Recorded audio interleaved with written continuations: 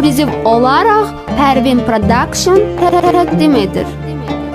Həyatda ən çox qorxduğum yalnız məhəbbət oldu.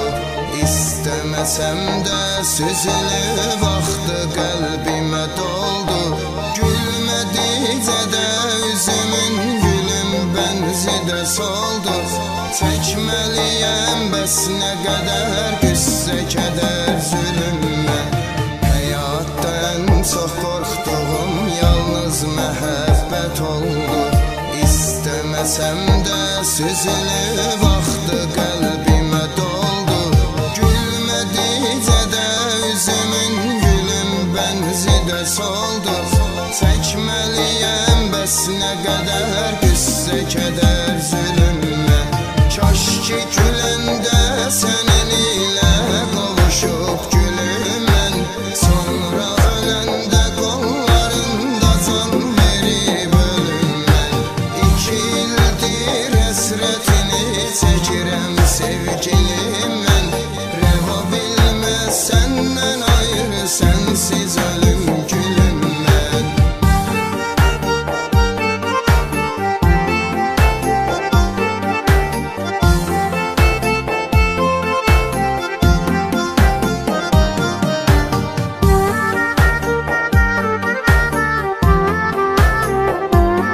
Ekskluziv olaraq aycan.a sayt üçün.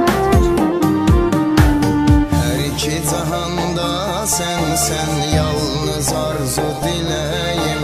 Səndən özgə kimsə deyil, inan mənim gərəyim.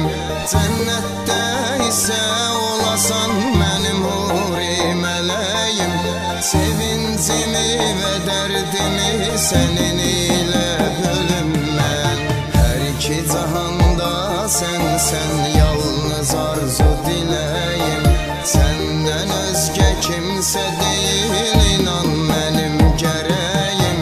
Cənnətdə isə olasan mənim huri mələyim. Sevincimi və dərdimi sənin ilə bölüm mən.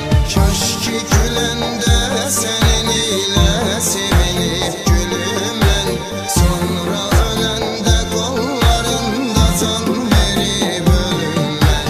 2 ildir həsrətini çəkirəm sevgilim mən. Rəva bilməz səndən ayrı sənsiz ölüm gülüm mən. Kaş ki güləndə sənin ilə sevinib gülüm mən. Sonra öləndə qollarında can verib ölüm mən. 2 ildir həsrətini çəkirəm sevgilim mən.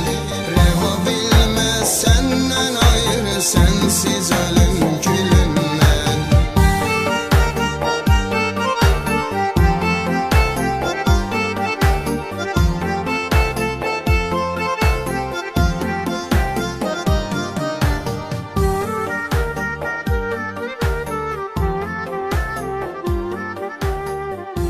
aycan.a